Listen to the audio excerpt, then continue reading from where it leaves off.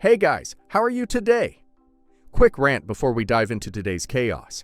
As some of you might have noticed, YouTube's algorithm has decided I'm not special anymore. Shocking, I know. So now if you don't like, comment, or do a little backflip in the algorithm's honor, this video might just vanish into the void, never to be seen again. Seriously though, even a hi or "this is wild" in the comments helps way more than you think. It tells YouTube, hey, people actually like this channel. Maybe don't hide it from everyone. That can really help push my videos out to a wider audience, not just to my subscribers. So if you enjoy these stories and want to support the channel, that's the best way to do it. Now grab a drink, get comfy, and enjoy the drama. You won't want to miss this one. When I was just 15 years old, my dad walked out on me and my siblings, leaving us to fend for ourselves. But to be honest, even when he was around, it wasn't like he was much of a father. He was never the kind of dad who cared for us, supported us, or even tried to be present in our lives. Instead, he spent most of his time drinking, wasting away at bars until he was too drunk to stand. And when he wasn't drinking, he was gambling, racking up debts that he could never pay back. His bad habits drained our family, not just emotionally, but financially too. It was my mom who kept us afloat. She was the only one who worked and brought home any money. She had dreams, once, dreams of going to college and building a better future for herself. But life had other plans. She had to drop out and take whatever job she could find, which ended up being a small diner. It wasn't a glamorous job, and it definitely didn't pay much, but it was enough to keep food on the table. She worked long, exhausting hours, often taking extra shifts just to make sure we had something to eat. While other kids had dads who took them to school or played catch with them in the yard, our dad was nowhere to be found. And even when he was around, it was like he wasn't really there. Just a man who stumbled through the door late at night, reeking of alcohol, with nothing to offer us. More disappointment. Growing up was anything but easy for me and my younger twin brothers. Our home was not a place filled with warmth or security. It was a place of struggle, stress, and responsibility that weighed on me more than any teenager should have to bear. Since both of my parents were either absent or too busy, I was the one who stepped in to raise my brothers. It wasn't just an occasional responsibility, it was my entire life. Every morning, I was the one who woke them up, made sure they got dressed, and cooked them breakfast. I walked them to school, making sure they had everything they needed for the day. After school, while other kids were hanging out with friends, playing sports, or just relaxing, I had to rush home. My time was never my own, because my mother expected me to be the one taking care of my brothers. I helped them with their homework, made them dinner, and tucked them into bed at night. I didn't get to experience the things most kids my age did. I couldn't go out after school, couldn't go to birthday parties, couldn't even just sit around and talk with friends for too long. My mother never really asked me if I wanted to take on this role. She simply expected it from me. While she was out working long hours, I was at home stepping into a role that wasn't meant for me. I wasn't just a big sister. I was their caretaker, their second parent. And in many ways, I had to grow up far too fast. Because of everything that happened, I carry a lot of resentment toward my parents. But the way I feel about each of them is very different. I don't hate my mom the way I hate my dad. As much as I struggled under the weight of responsibilities she placed on me, I know she was doing the best she could. She was stuck in a terrible situation, trying to keep us fed, clothed, and safe while working herself to the bone. My dad, on the other hand, didn't even try. He wasn't just absent, he was destructive. He and my mom fought all the time, and it was never just yelling. It got physical more often than I can count. I have so many memories of her crying, of him hitting her, of the fear that would settle deep in my stomach whenever I heard his voice slurring with alcohol. He wasn't just abusive toward her, he made our lives hell too. As kids, my brothers and I lived in constant fear of what kind of mood he would be in when he stumbled through the door. Since I was the oldest, I felt like it was my responsibility to protect my brothers. I would stand between them and him, trying to shield them from his rage. But sometimes that meant I became his target. When he was especially drunk, he wouldn't hesitate to raise his hands against me too. There were nights when I had to hide under the bed, holding my breath, praying that he would just pass out so I wouldn't have to feel his fists or hear his threats. It was terrifying. No child should ever have to live like that. But for us, it was just another night in our house. Then one night, everything changed forever. My mom never made it home. She was hit by a drunk driver on her way back from work. The impact was so severe that she didn't even make it to the hospital. She was gone before anyone could save her. When I heard the news, it felt like the world around me shattered. She may not have been the perfect mother, but she was the only real parent we had. She was the one who kept us together, who worked endlessly to make sure we had food and a roof over our heads. And just like that, she was gone. After the funeral, things only got worse. My dad, already a miserable excuse for a father, became completely unbearable. He was angry all the time, lashing out at us over the smallest things. It was like he blamed us for everything, and we were the ones who had to suffer for his frustration. He would throw things around the house, break whatever was in his reach, and take his rage out on me and my brothers. The little money my mom had left behind should have gone toward taking care of us. But instead, he wasted it all on himself, on drinking, gambling, and chasing after whatever new woman he had found that week. He barely even stayed home. Some nights, he wouldn't come back at all. Other times, he'd disappear for days, leaving us completely on our own with no food and no money. There were times when we went for days without a proper meal. The only thing we had to eat was cereal. And even that wasn't always enough. Things got so bad that I had to start skipping meals just so my brothers could have something in their stomachs. I would tell them I wasn't hungry, even when I was starving. I had no choice. I had to be strong for them. There was no one else left to take care of us. Then just 6 months after my mom died, my dad abandoned us completely. I woke up one morning and immediately felt that something was off. The house was too quiet.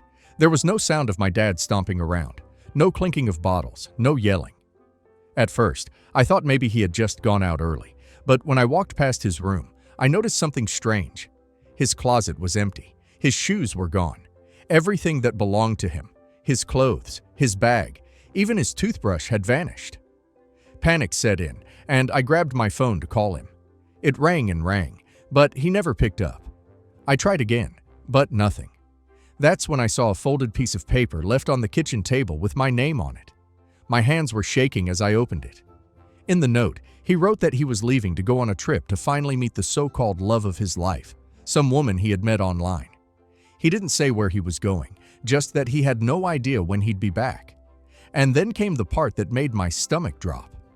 He wrote that he would only return after he found another mother for us. That was it. No apology, no concern for how we would survive. Just a pathetic excuse for why he was leaving his own kids behind. At that moment, I realized that our father was never coming back. We were all on our own. I stared at the note for what felt like forever, reading the words over and over again, hoping that maybe I was misunderstanding something. Maybe this was just another one of his drunken mistakes. Maybe he would come back. But deep down, I knew the truth. He had abandoned us. How could he do this? How could a father just leave his own kids without a second thought? He didn't even have the decency to talk to us first. No warning, no plan, nothing. Just a cold, selfish decision to disappear and leave us to figure everything out on our own. And the worst part was that he hadn't left a single cent behind. No money for food, no money for rent, nothing. He had completely stranded us. My brothers were still asleep in the next room, unaware that their world had just crumbled. For the first time in my life, I was scared. Not just for myself, but for my brothers. We had no one now, no parents, no money, no idea what to do next. And for the first time, I didn't have any answers. For the first week after he left, I did everything I could to take care of my brothers. I scrambled to find ways to keep us fed, borrowing money from the few kind friends I had. I told them it was just for a little while, that things would get better soon. Deep down, I was still clinging to the hope that my dad would come back, that maybe he had just made a rash decision and would realize his mistake. But as the days passed, that hope started to fade. By the second week, his phone was completely switched off. No matter how many times I tried calling, it always went straight to an automated message. He was nowhere to be found. The reality of our situation started sinking in, and it was terrifying. We ran out of food, and the electricity bill hadn't been paid. So soon the lights went out. I had no idea what to do. We had no immediate family to turn to. Both sets of grandparents had passed away years ago, and I didn't know of any relatives who would be willing to help us. Even if there were any, I doubted they would want to take in 3 abandoned kids. It felt like we were completely alone in the world. At that point, I knew I had no other option. I had to call CPS. It was the hardest call I had ever made, but I couldn't let my brother starve. When CPS got involved, they tried to track down my dad, hoping to make him take responsibility, but it was like he had completely vanished. The moment he found out that Child Services was looking for him, he went completely off the map. His phone number went out of service, and no one, not a single person, had any way to reach him. I won't go into every little detail, but after that, my brothers and I were placed in foster care. And to be honest, it was horrible. We didn't just lose our home. We lost our sense of security, our peace of mind, and any feeling of stability we had left. I fought as hard as I could to keep us together. I wanted to make sure my brothers and I stayed in the same home, but that wasn't always possible. Sometimes we were split up, and those moments were the hardest. I had spent my whole life looking after them, protecting them, making sure they never felt alone. And now there were times when I couldn't even be there for them. It broke me, but I never stopped trying. The only thing that kept me going was the thought that one day I would be old enough to take back control. And when I finally turned 18, that's exactly what I did. I was officially an adult, which meant I could finally do something real for my brothers. I wasted no time. I rushed to find a job, any job that would help me support them. And as soon as I had some stability, I started the legal process to adopt them as their guardian. It wasn't easy. The process was long, frustrating, and full of obstacles. There were so many legal hoops to jump through, so many interviews, so much paperwork, but I didn't care. I had spent my entire life fighting for my brothers. I wasn't about to give up now. And then, after what felt like an eternity of waiting, I finally got the news. I was finally granted legal guardianship. They were officially my responsibility now. No one could separate us ever again. When I told my brothers about it, they broke down in tears and hugged me tightly, sobbing into my arms. It was the first time in a long time that we had cried, not out of sadness, but out of relief, out of love, out of the knowledge that no matter what, we were a family and we always would be. Ever since then, I have worked every single day of my life to make sure that my brothers and I never had to experience poverty again. I didn't want us to just survive. I wanted us to build real, stable lives, the kind we never had growing up. So, I did everything I could to support my brothers through college, and even after that. It wasn't easy and I couldn't always give them everything, but I helped as much as I possibly could. Whether it was covering part of their tuition, helping with rent, or just being there for them emotionally, I made sure they never felt alone in their struggles. I wanted them to have opportunities that I never did. I wanted them to build careers, to chase their dreams, to live without the constant weight of survival dragging them down. And now, all those years of struggle have finally paid off. Both of my brothers have excellent jobs, and they've built lives they can be proud of. The 3 of us still live in the same city, staying as close as ever. One of my brothers is in a loving relationship with his partner, while the other one lives in an apartment on his own. No matter how much our lives have changed, we always make time for each other. We go out together, we check in on each other, and we never forget what we've been through. My brothers always tell me that they owe me everything, that they wouldn't be where they are without me. But the truth is, I never saw it as a sacrifice. I just did what any older sibling should do. I love them, and I refuse to let them suffer alone. We grew up in the worst circumstances, but we made it through. And now we get to live the lives we always deserved. It's been 15 years since our dad abandoned us, and in that time, we have come such a long way. Despite everything, we still hold on to the memories of our mother.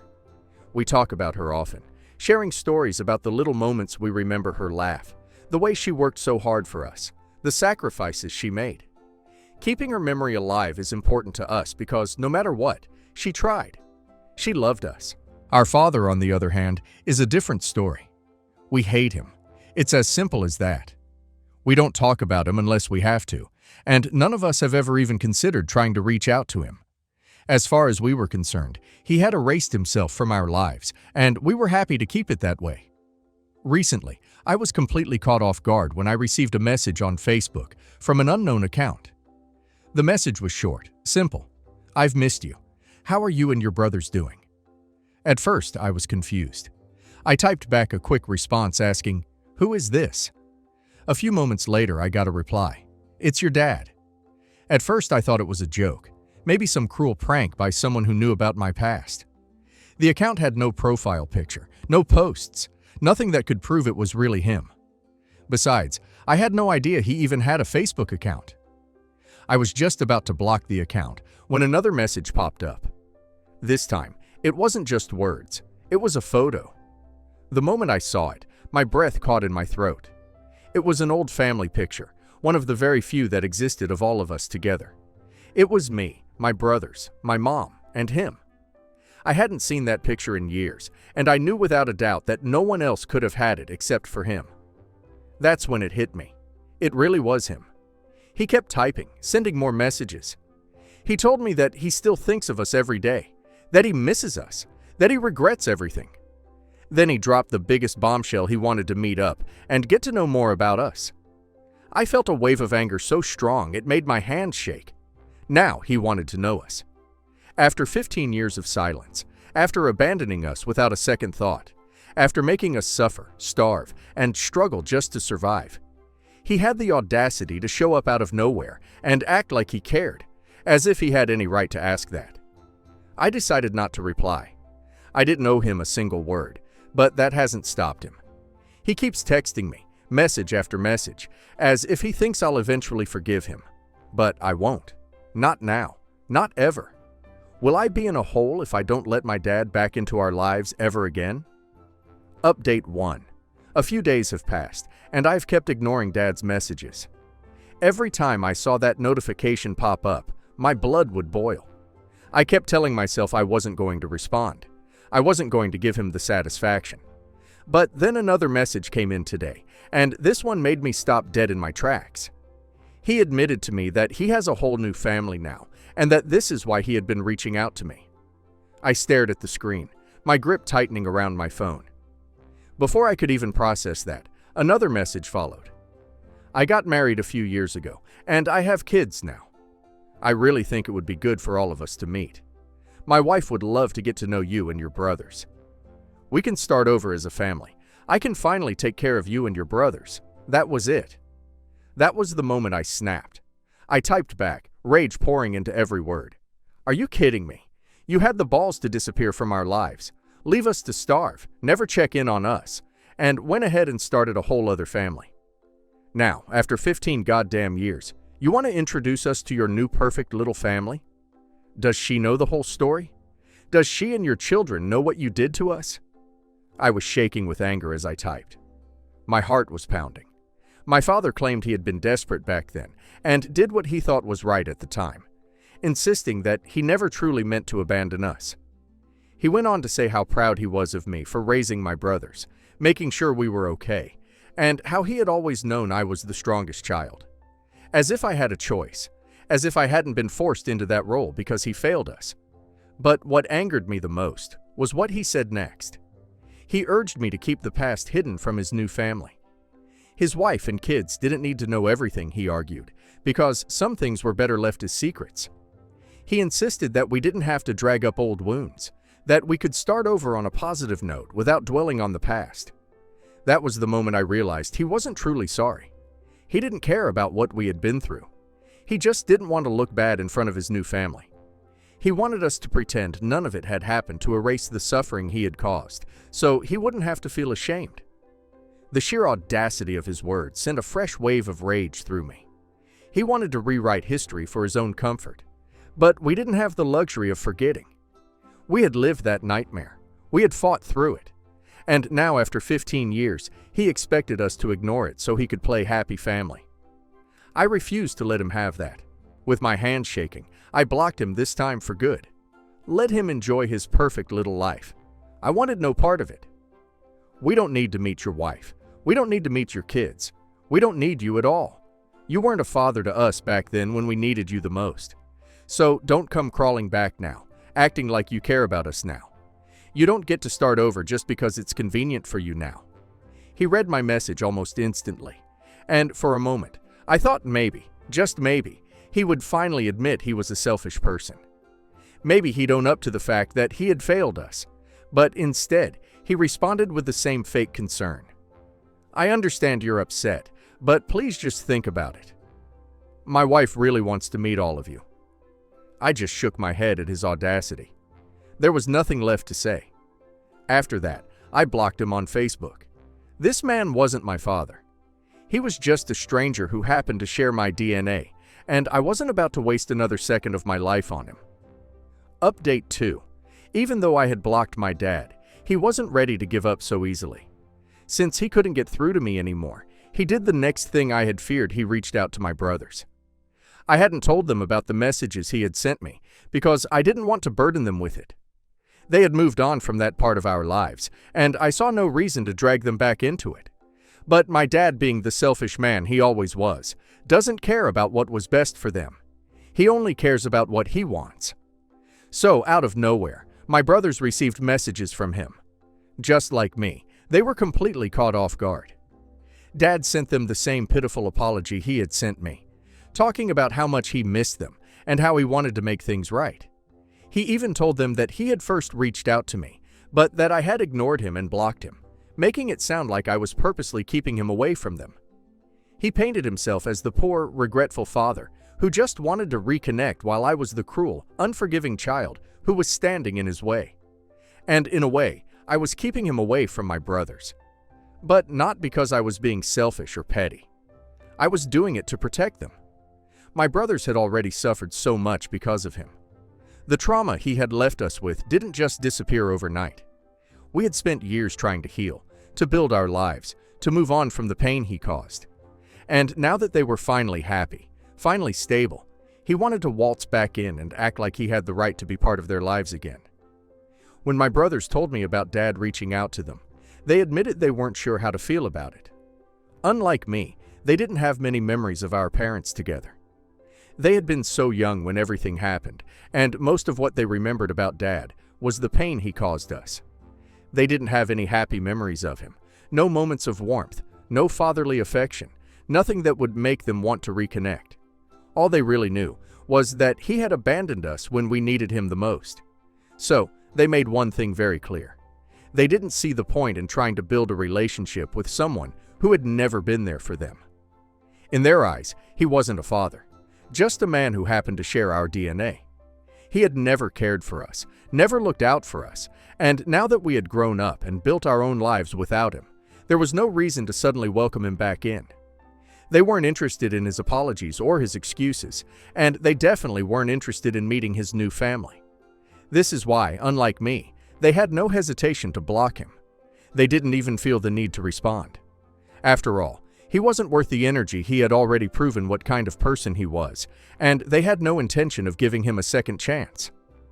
I felt relieved, not because I had wanted to make the decision for them, but because they had come to the same conclusion I had. He had left us behind a long time ago, and now we were leaving him behind for good. Update 3.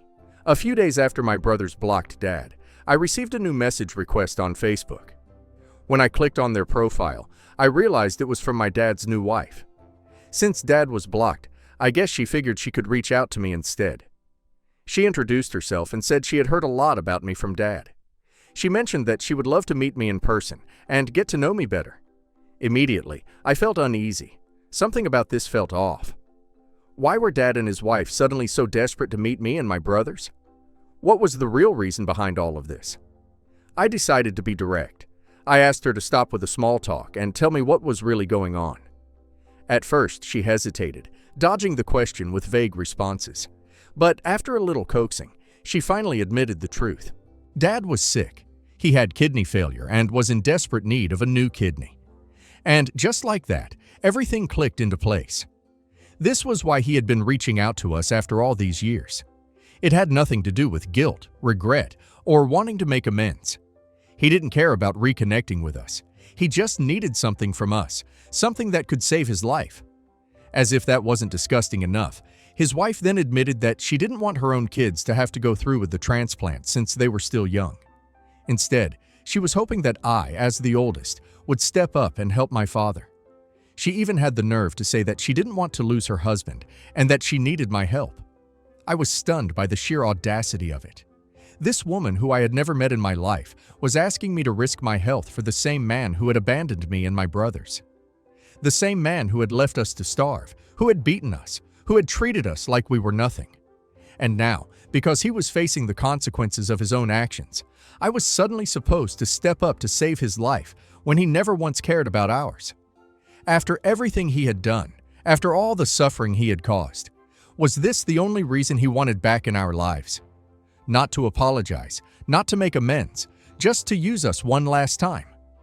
I told her that if she was so desperate to save him, she should do it herself because we weren't going to lift a single finger to help him. Then I warned her if she or my father ever dared to contact me or my brothers again, I would take legal action against them. I didn't care what it took, restraining orders, harassment charges, whatever was necessary. We had spent too long rebuilding our lives for them to come back and drag us into their mess. This was the last time they would ever bother us. Without waiting for a response, I blocked her just like I had blocked my father.